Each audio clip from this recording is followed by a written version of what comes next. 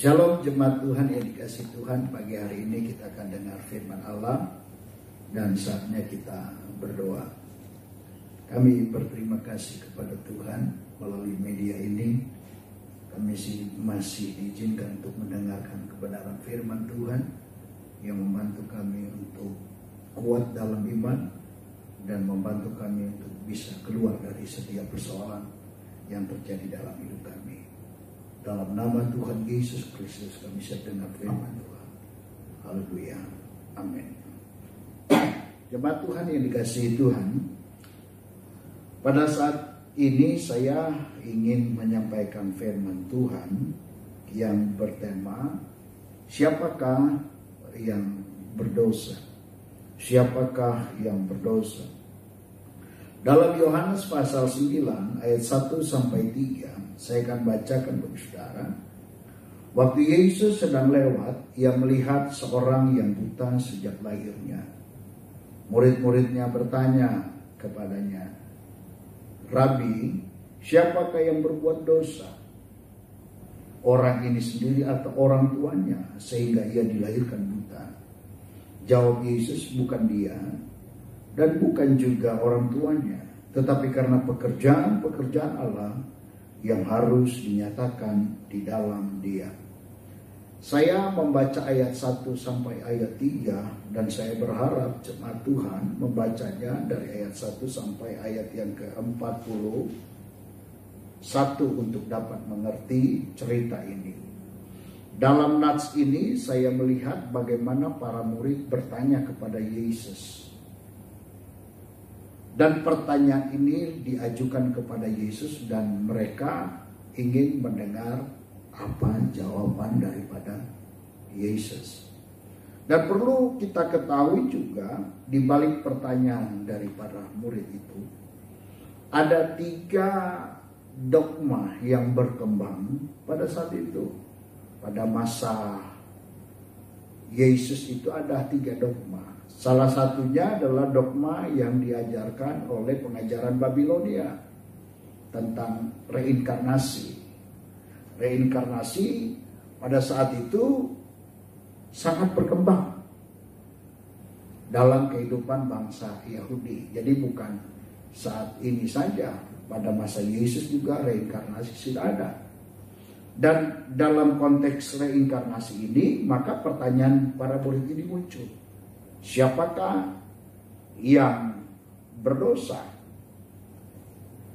Dia sendiri atau orang tuanya? Saudara, dalam ajaran reinkarnasi itu, seseorang itu kalau dia berbuat baik pada saat ini, dan nanti setelah dia meninggal, itu dilahirkan kembali. Perbuatan baik yang dia buat ini akan mempengaruhi keadaan dia pada selanjutnya. Itu sebabnya para murid ketika mendengar ini, melihat anak ini buta, maka mereka berpikir, oh mungkin sebelum dia pada waktu masa sebelum dilahirkan, dia sudah berbuat salah atau berbuat yang tidak benar. Sehingga waktu dia dilahirkan sejak kelahirannya, sejak dia dilahirkan, pada saat itu dia buta. Maka itu efek daripada masa lalunya. Ini yang berkembang pada saat itu tentang reinkarnasi. Pelajaran yang kedua berkembang pada saat itu adalah, saudara yang dikasih dalam Tuhan, yang perlu kita tahu bahwa pengajaran yang mulai mereka pahami dalam kitab Kejadian pasal 25 ayat 23, yaitu tentang sejak dalam kandungan mereka bisa berbuat dosa. Dan yang luar biasa, mereka memegang kitab Taurat dalam kitab Keluaran pasal 20. Itu jelas sekali dijelaskan, dan saya akan bacakan bagi saudara.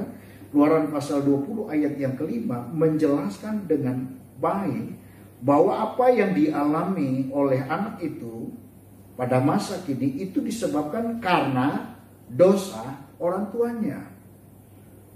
Dikatakan firman Allah, jangan sujud menyembah kepadanya atau beribadah kepadanya, sebab aku Tuhan Allahmu adalah Allah yang cemburu, yang membalas kesalahan bapa kepada anak-anaknya, kepada keturunan yang ketiga dan keempat dari orang-orang yang membenci aku.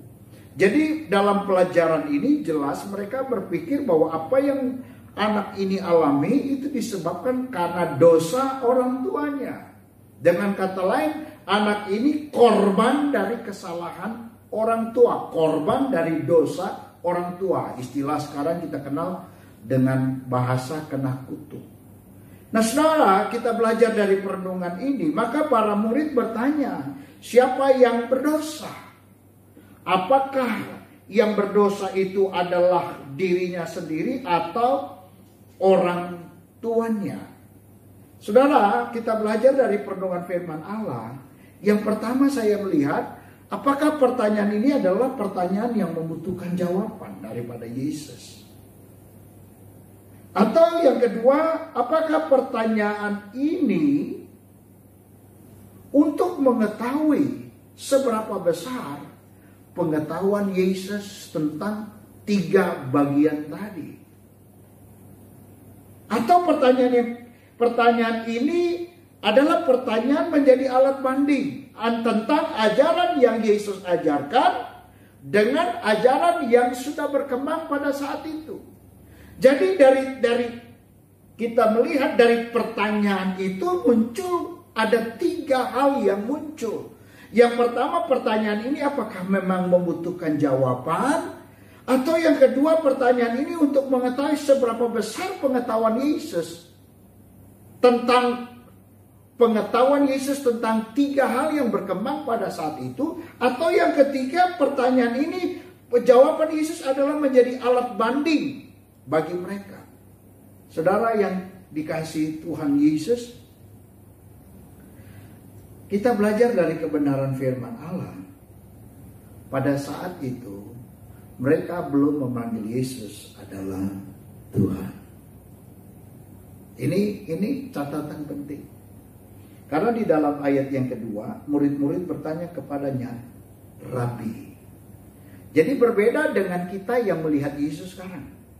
Kita melihat Yesus adalah Tuhan. Mereka melihat Yesus, murid-murid melihat Yesus adalah Rabi. Maka dengan melihat Yesus sebagai Rabi, maka mereka timbulkan pertanyaan kepada Yesus. Mereka melihat Yesus itu adalah Rabi. Dengan melihat Yesus adalah Rabi, maka mereka membutuhkan jawaban yang menjadi alat banding dari 3 bagian tadi. Dan mereka membutuhkan jawaban dari Yesus karena jawaban Yesus adalah kebutuhan bagi mereka. Saudara yang kekasih dalam Tuhan, kita tahu situasi saat ini, semua kita tidak terkecuali negara adikuasa sampai negara berkembang menghadapi keadaan yang sama. Dan kadang ini semua bertanya. Tetapi yang menjadi persoalan,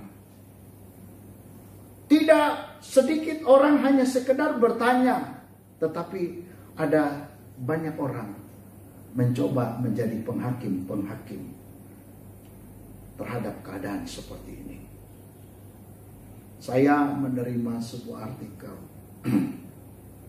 Dalam artikel itu sangat mencerca hamba-hamba Tuhan. Kenapa sampai gereja harus tidak beribadah dan lain sebagainya. Mencerca hamba-hamba Tuhan yang dipakai oleh Tuhan. Dan terlihat dari artikel itu kelihatannya benar.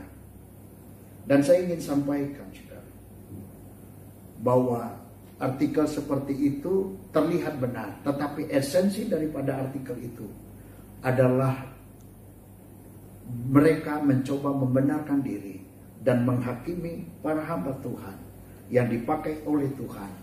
Dan juga tidak sedikit mereka mencoba membenarkan diri.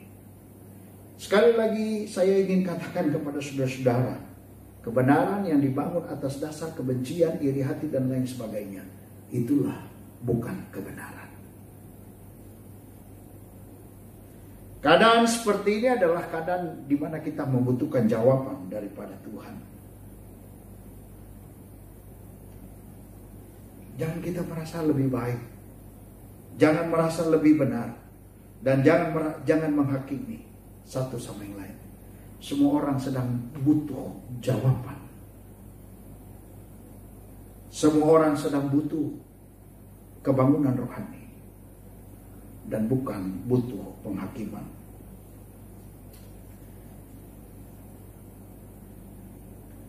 Yesus menjawab para murid dengan dua hal.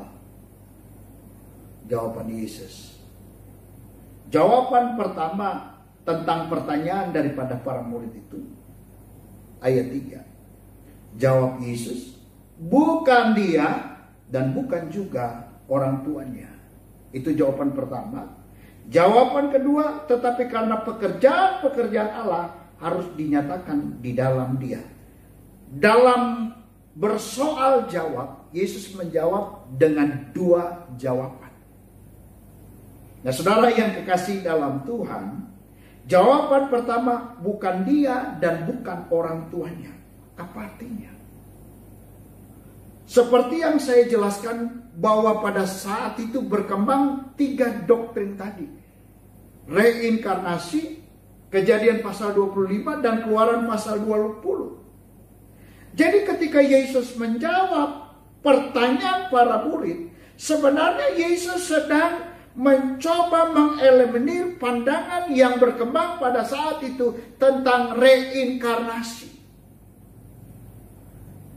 Yesus mengeliminir pandangan pada saat itu tentang Keluaran pasal 20 bahwa anak ini buta disebabkan karena kelakuan ayahnya.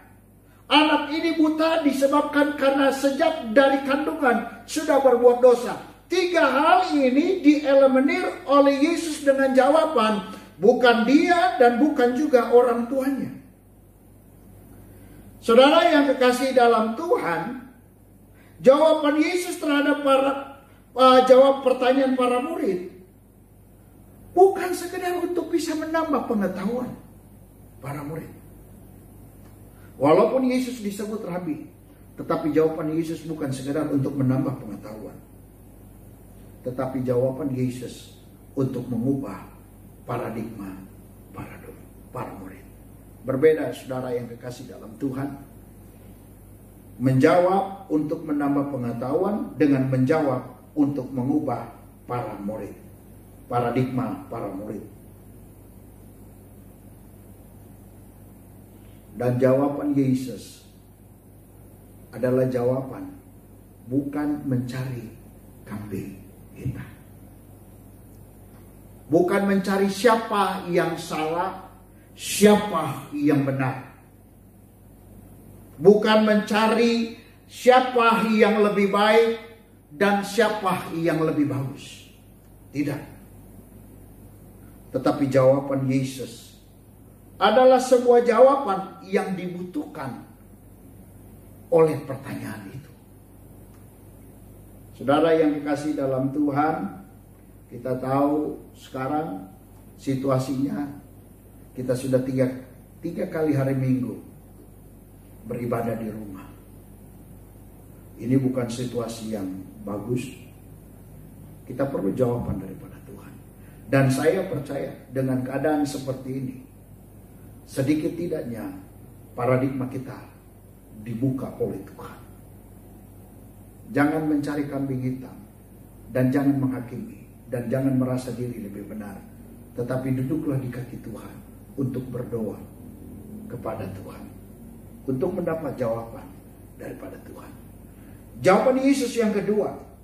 Tetapi karena pekerjaan Allah harus dinyatakan di dalam dia. Itu jawaban Yesus yang kedua. Karena pekerjaan Allah harus dinyatakan di dalam dia. Siapa dia? Anak yang buta itu. Saudara, di Galilea banyak orang buta pada saat itu. Tetapi anak itulah akibat dari pertanyaan para murid. Maka jawaban Yesus menyelesaikan perkara itu untuk anak itu. Anak itulah yang disembuhkan oleh Yesus. Sebenarnya anak ini sudah pasrah dengan keadaannya. Stigma negatif yang ada dalam diri anak ini Sejak dia dilahirkan buta, semua orang menilai dia sudah berdosa. Semua orang sudah menilai dia kena kutuk dan lain sebagainya. Dia pasrah dalam keadaan seperti ini. Bagi anak buta ini yang penting melihat, terserah orang bicara apa tentang dia, tetapi stigma yang sudah berkembang pada saat itu, dia tidak peduli lagi. Bagi dia, yang penting adalah sembuh. Jadi jawaban Yesus artinya, pertama Yesus menyelesaikan stigma negatif pada anak itu. Saudara yang dikasih dalam Tuhan, Yesus menjawab untuk mengeliminir stigma negatif yang berkembang pada saat itu. Jawaban Yesus menelanjangi tokoh agama pada saat itu.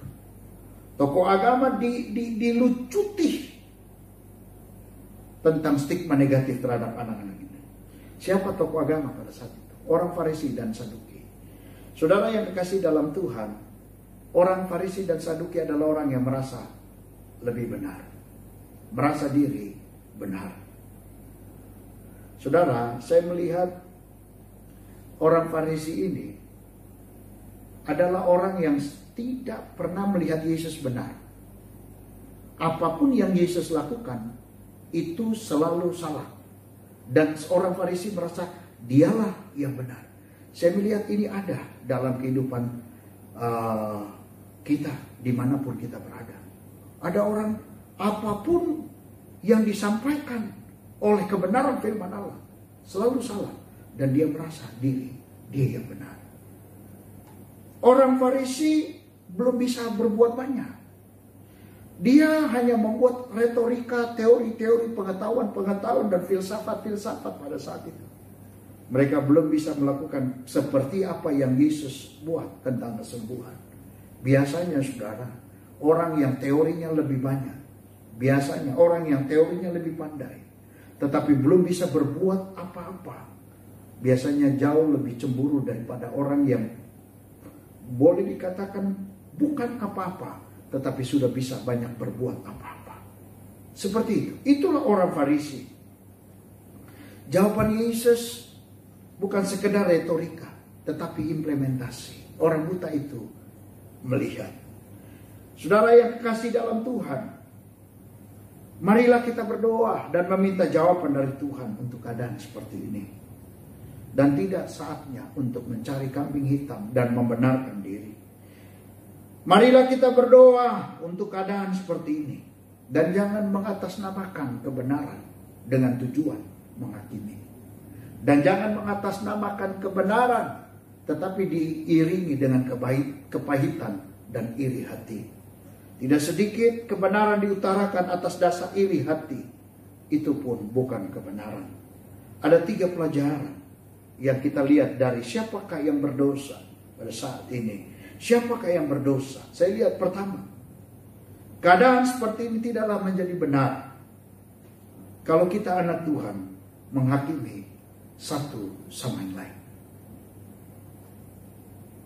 Kita harus satukan hati kita untuk berdoa. Yang kedua, pelajarannya, keadaan seperti ini tidaklah menjadi benar kalau kita merasa lebih benar dari yang lainnya. Saya ingin sampaikan saudara, ada sekian banyak orang senang melihat orang menjadi susah. Gereja-gereja berhenti beribadah karena ada aturan pemerintah. Ada yang senang. Dan yang senang itu hamba Tuhan. Saya heran. Orang seperti ini merasa diri hamba Tuhan.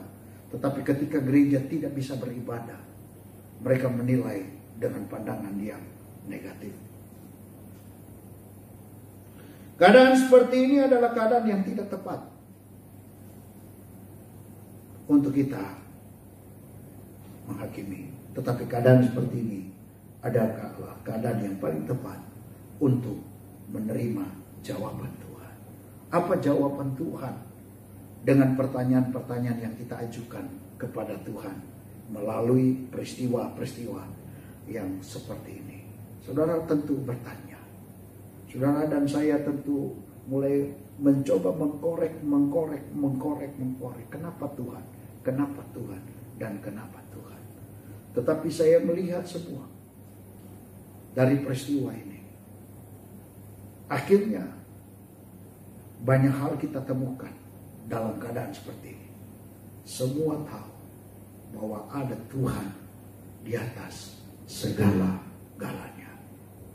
Bagi negara-negara Eropa yang dulunya tidak tahu berlutut, mereka berlutut menyembah Tuhan. Bagi orang-orang yang notabene ateis, mereka mulai berpikir tentang Tuhan. Dan kita sebagai anak-anak Tuhan,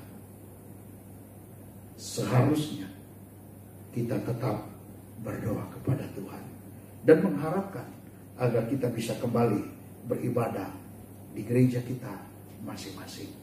Jangan jadi orang yang senang dengan keadaan gereja yang menjadi susah karena tidak beribadah. Tetapi jadilah anak Tuhan yang terbeban karena kita tidak bertemu dalam peribadatan. Alkitab bilang, jangan menjauhkan diri dari peribadatan orang percaya. Kiranya Tuhan memberkati. Mari kita satu dalam doa. Terima kasih Tuhan Yesus untuk perenungan firman Allah pada pagi hari ini. Tuhan memberkati kami. Apa yang kami dengar menjadi perenungan bagi kami. Dalam keadaan yang seperti ini, kami perlu belajar menyatukan hati untuk saling bergandengan tangan, memuji dan menyembah Tuhan. Dijauhkan dalam diri kami untuk menghakimi satu sama lain. Dijauhkan dalam diri kami untuk merasa lebih benar dari yang lain. Tetapi biarlah kami berseru kepada Tuhan agar Tuhan memberikan jawaban kepada kami. Dan kami percaya kalau Tuhan menjawab, karena Tuhan akan menyatakan kemuliaannya bagi gerejanya. Kami berdoa untuk anak-anak Tuhan yang menebarkan hal-hal yang tidak memuliakan Tuhan. Tuhan tolong mereka dengan kasih dan anugerah-Mu supaya mereka lebih dekat kepada Tuhan. Terima kasih. Kalau ada yang lemah Tuhan kuatkan, kalau ada yang sakit Tuhan sembuhkan. Dan kalau ada yang mulai ragu dengan Engkau Tuhan, perteguh iman mereka, karena mereka butuh Engkau dalam hidup ini. Terpujilah Allah dalam Yesus Kristus, nama di atas segala nama, nama yang sudah mengajarkan kami berdoa. Bapa kami yang di surga, dikuduskanlah nama-Mu, datanglah kerajaan, jadilah kehendak-Mu di bumi seperti di surga. Berikanlah kami pada hari ini makan kami yang secukupnya, dan ampunilah kami akan kesalahan kami, seperti kami juga mengampuni orang yang bersalah kepada kami. Dan janganlah membawa kami ke dalam pencobaan, tetapi lepaskanlah kami daripada yang jahat, karena Engkau yang mempunyai kerajaan dan kuasa dan kemuliaan sampai selama-lamanya. Amin. Saya Pendeta Gideon Bang Bas ucapkan, Tuhan memberkati.